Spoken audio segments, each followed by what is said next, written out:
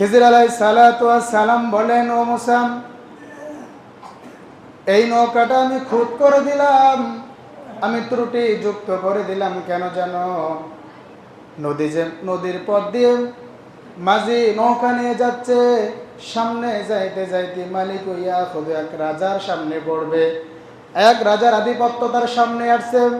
ওই রাজা অমনি যেই যায়, রাজা যে নৌকাটা নিখুঁত পেয়ে যায়, ভালো একটা নৌকা পেয়ে যায়, ওই নৌকাটা বাচ্চা তার বলপূর্বক নিয়ে নেয়, জোরপূর্বক বাচ্চা ওই নৌকাটা নিয়ে নেয়।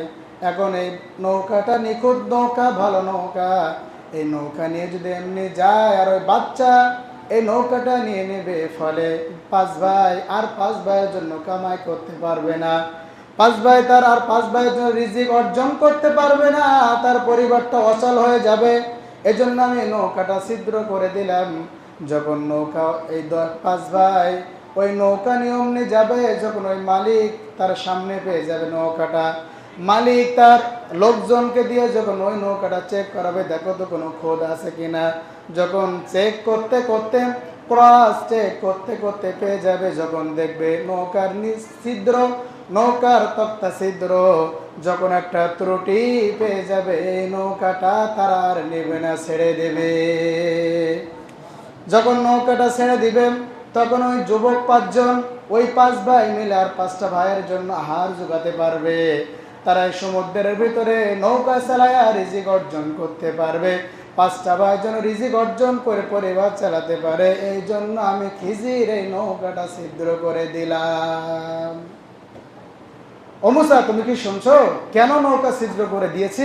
এবার কি ব্যাখ্যা কি মাথায় আসতেছে?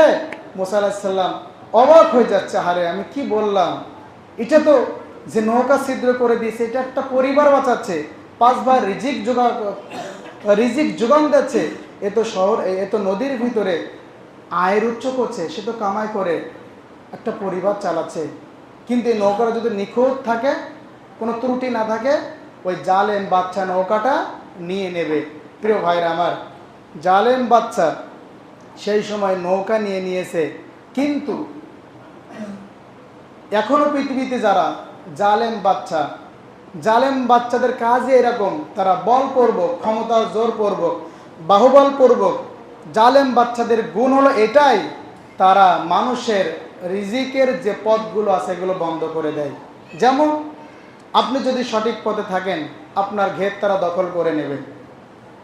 আপনি ভালো চাকরি করলে ক্ষমতার বলে চাকরি সিজ করে দেবে। আপনি যদি ভালো কোনো শহরে ব্যবসা করেন, আপনার ব্যবসা বন্ধ করে